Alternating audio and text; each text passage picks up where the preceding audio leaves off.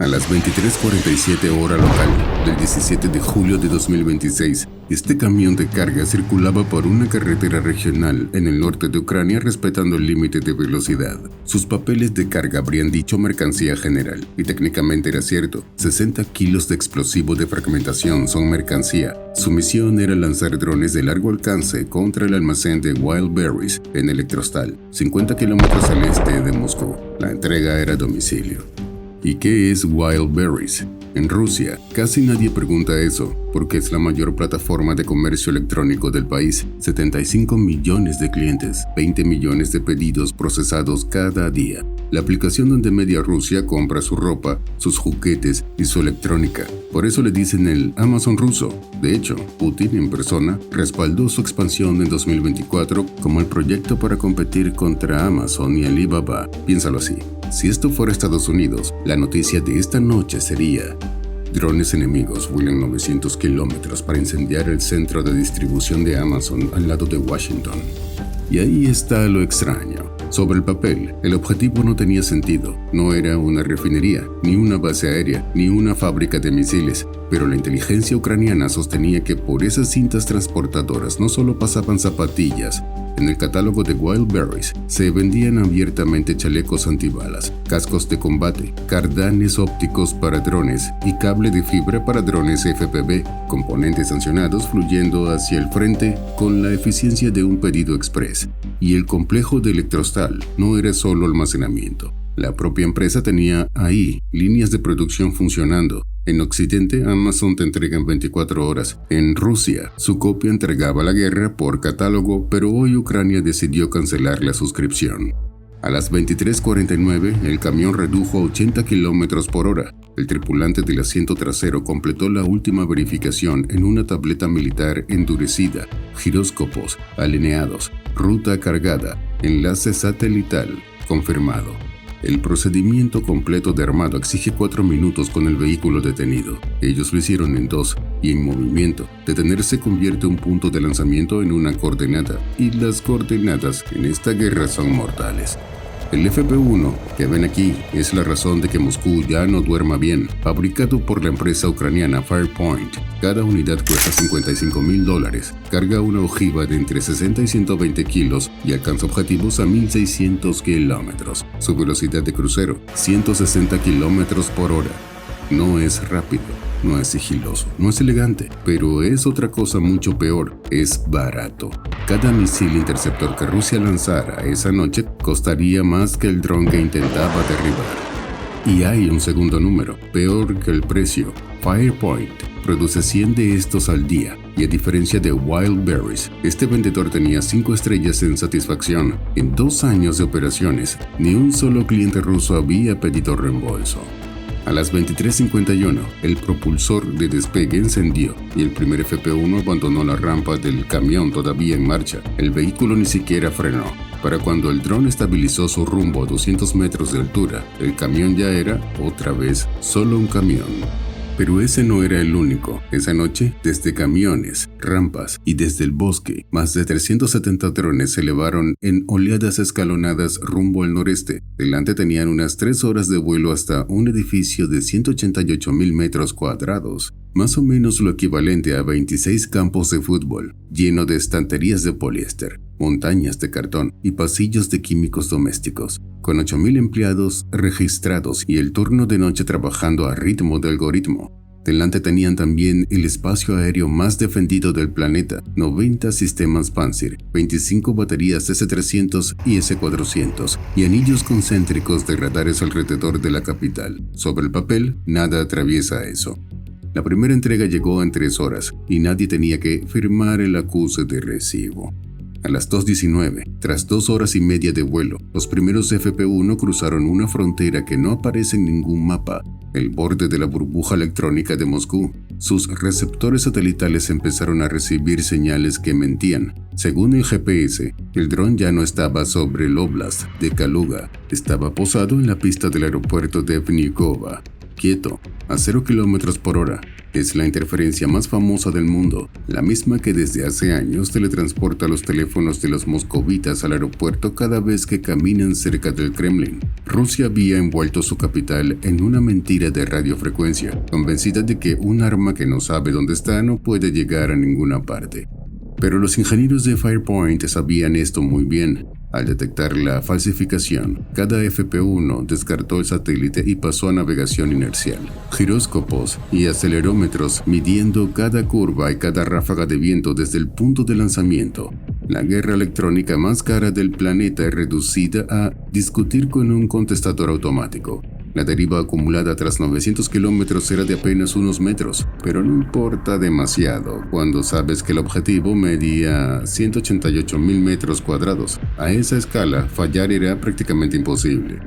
A las 2:33 el enjambre llegó al anillo exterior, la autopista A108, el cinturón de asfalto de 740 kilómetros que rodea Moscú, sembrado de posiciones antiaéreas. Los radares de alerta temprana llevaban una hora pintando la ola entrante y la red hacía lo que mejor sabe, repartir el trabajo. Cada contacto derribado enseñaba a la siguiente batería por dónde venían los demás.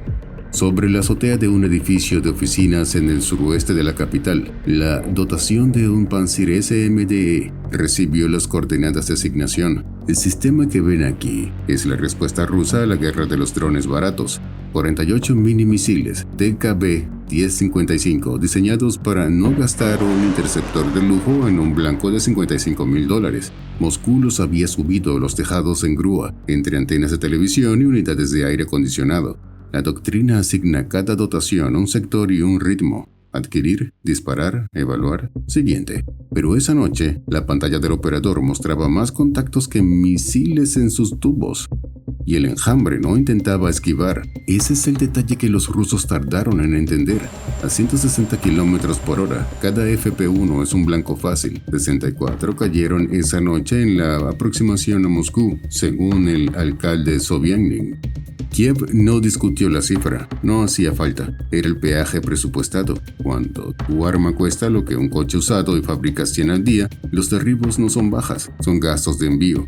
A las 2:47, con los aeropuertos de Vnukovo y Domodedovo cerrado y media defensa de Moscú disparando hacia el sur, el operador de un radar de sector detectó algo que no encajaba. Un paquete de contactos abandonando el flujo principal, mirando al este, hacia Electrostal, volaban bajo, en fila, con la disciplina de quien no improvisa. Marcó las pistas y pidió prioridad. La red le contestó lo que las redes contestan cuando están saturadas: espere. Y detrás de ese paquete, todavía fuera del alcance de su radar, venía algo más, algo que no costaba $55.000. Lo que venía detrás había despegado 2 horas más tarde que el enjambre y aún así llegaba a la misma cita. A las 2:52, un radar de vigilancia del sector sureste registró un contacto distinto a todo lo que había en pantalla. 6 toneladas, 12 metros de largo, volando a 900 kilómetros por hora. Los FP1 eran mosquitos. Esto era otra categoría de problema. El FP5 Flamingo es lo que pasa cuando la misma empresa que fabrica el dron de $55.000 decide fabricar también el misil definitivo. Firepoint lo presentó en 2025 y la ficha técnica parecía un error. 3.000 kilómetros de alcance, ojiva de 1.150 kilos, el doble que un Tomahawk americano, y $500,000 por unidad, la cuarta parte de lo que cuesta el misil que copia. El secreto del precio es simplemente ingeniería de chatarrería. El motor es un turbofan reciclado de un avión de entrenamiento. El fuselaje renuncia a todo lujo y las alas ni siquiera se pliegan. En cuanto al nombre, los primeros prototipos salieron de fábrica pintados de rosa y volaba a 50 metros del suelo. Ahí está el detalle que convertía en decoración las 25 baterías S-300 y S-400 del anillo de Moscú. El S-400 puede derribar un avión a 250 kilómetros y un misil balístico en la estratosfera, pero su radar no puede hacer una sola cosa: ver a través del planeta. La Tierra es curva y un objeto a 50 metros de altura permanece escondido detrás de esa curva hasta unos 30 o 40 kilómetros del radar. Haz la cuenta, a 250 metros por segundo esos son menos de 3 minutos entre no existe y está aquí. El sistema antiaéreo más caro de Rusia estaba a punto de ser derrotado por una noticia de hace 2000 años. La Tierra es redonda. A las 2:58, el puesto de mando de una batería del sector este, un oficial de la Primera Armada de Defensa Aérea recibió las pistas del paquete que viraba hacia Electrostal. Pero lo interesante es que Electrostal no es una ciudad cualquiera. Ahí opera una planta de Rosatom, que fabrica combustible para reactores nucleares, uno de esos objetivos que Rusia sí protege de verdad. Los sistemas antiaéreos existían, los radares existían, pero esa noche los sistemas estaban ocupados disparando contra los FP-1 del flujo principal que continuaban llegando en oleadas con la paciencia de quien cobra por hora. A las 3:04, el Flamingo cruzó el radar horizonte del sector. En la periferia de Electrostal, la dotación de un Panzer S-1 lo vio materializarse en pantalla a 34 kilómetros. Un retorno enorme, bajo, rapidísimo. El operador tenía en su consola el duelo más injusto de su carrera. Su radar necesitaba distinguir 6 toneladas de metal volando a la altura de los tejados entre los ecos de naves industriales, chimeneas y líneas de alta tensión. Su ventana de tiro útil antes de que el misil se perdiera entre los edificios era de unos 40 segundos. Adquirió, perdió, readquirió. A las 3:05 lanzó dos 57-6 con solución parcial. El primero pasó 200 metros del Flamingo y detonó en el cielo. El segundo ni siquiera llegó a armar la espoleta. Perdió el enlace de guiado entre el desorden de retornos y se autodestruyó sobre un polígono industrial. 2 misiles, 2 millones de rublos por segundo de vuelo, 0 impactos. El misil siguió su ruta, indiferente, una vagoneta de metro volando a la altura de un 6º piso. Delante, a 40 kilómetros, el almacén de Electrostal operaba a ritmo nocturno. El turno de noche no sabía que el pedido más puntual de Rusia ya estaba en reparto, y este no cabía en un casillero. A las 3:07, dentro del edificio C del complejo de Electrostal, la noche sonaba como todas. El zumbido de 4 kilómetros de cintas transportadoras, el pitido de los escáneres marcando el pulso, el algoritmo repartiendo tareas a cientos de empleados que cobraban por pedido procesado. A las 3:09 finalmente sonó la alarma antiaérea de la ciudad. En el almacén, la reacción siguió el guión de la burocracia. Los supervisores ordenaron dirigirse a las salidas. El edificio, que procesaba 20 millones de pedidos diarios, no tenía un procedimiento para evacuar personas, pero tenía uno excelente para inventariar aparatos. Cientos de trabajadores hicieron fila frente a los puestos de entrega mientras el cielo, afuera, empezaba a llenarse de trazadoras. A las 3:12, los primeros FP-1 llegaron sobre el complejo. No llegaron juntos, llegaron en secuencia, con 30 segundos de separación, cada uno asignado a una sección distinta del techo. El primero perforó la cubierta metálica del ala norte y detonó entre las estanterías. 60 kilos de fragmentación convertidos en una granizada horizontal de acero que cegó racks enteros de mercancía. El segundo abrió el ala este, el tercero cayó sobre la zona de clasificación, donde las cintas siguieron rodando otros 20 segundos entregando paquetes a una estación que ya no existía. A las 3:14, la última línea de defensa de Electrostal tuvo su oportunidad. En el perímetro de la planta de combustible nuclear, a 4 kilómetros del almacén, un Panzer de la guarnición de Rosatom enganchó el Flamingo en su radar de tiro, solución válida. Dedo en el disparador y entonces el sistema de control de fuego dibujó la trayectoria de intercepción. El cono de derribo cruzaba sobre barrios residenciales y 6 toneladas de misil derribado no desaparecen, caen. El oficial de guardia pidió autorización. La autorización tenía que subir 2 escalones de mando. El Flamingo necesitaba 16 segundos para salir de su envolvente de tiro, pero la respuesta rusa tardó 40. La defensa antiaérea más densa del planeta vio pasar el misil con la solución de tiro en pantalla y las manos en los bolsillos. Y entonces a las 3:16 llegó la entrega principal. El Flamingo cruzó el perímetro de 250 metros por segundo y 60 de altura, alineado con el eje largo del edificio. Su espoleta estaba programada con retardo, no debía estallar sobre el techo sino dentro. A las 3:16 y 42 segundos, 6 toneladas de misil atravesaron la cubierta del edificio C como cuchillo mantequilla.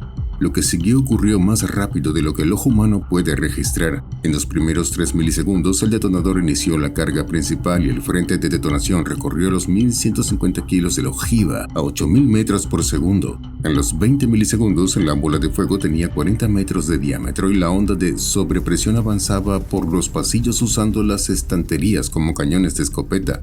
A los 200 milisegundos, la onda alcanzó los muros perimetrales. Paneles de hormigón de 20 toneladas se abrieron hacia afuera como puertas batientes. El techo de la loseta de 15.000 metros cuadrados de acero subió primero. En el estacionamiento, los trabajadores que habían salido a tiempo vieron la columna de fuego elevarse donde estaban sus puestos. Entre las filas de coches quedó lo que la evacuación deja siempre: un chaleco reflectante colgado de un espejo retrovisor, una carretilla de paletas atravesada en la rampa, un pedido medio embalar con la pistola de cinta encima. Para las 3:18, el complejo de Electrostal ardía por 4 puntos y los bomberos de 3 distritos estaban en camino. Llegarían rápido, desplegarían bien y no serviría de nada, porque las ojivas, los 60 kilos de cada FP1, los 1150 del Flamingo, habían hecho exactamente su trabajo. El fuego hizo el resto del trabajo gratis. 188.000 metros cuadrados de poliéster, cartón y aerosoles ardieron como lo que siempre fueron: la hoguera mejor surtida de Rusia, reabastecida a diario por 20 millones de pedidos. La columna de humo se extendió 200 kilómetros y los satélites de la NASA la registraron desde órbita. En redes ucranianas la bautizaron el epicentro de Mordor. Factura conservadora: hasta $1.280 millones, el 15% de toda la capacidad de almacenamiento del Amazon ruso, 90 sistemas Panzer, 25 baterías S-300 y S-400 y ni uno solo salvó el almacén. Pedido entregado. Cambio y fuera.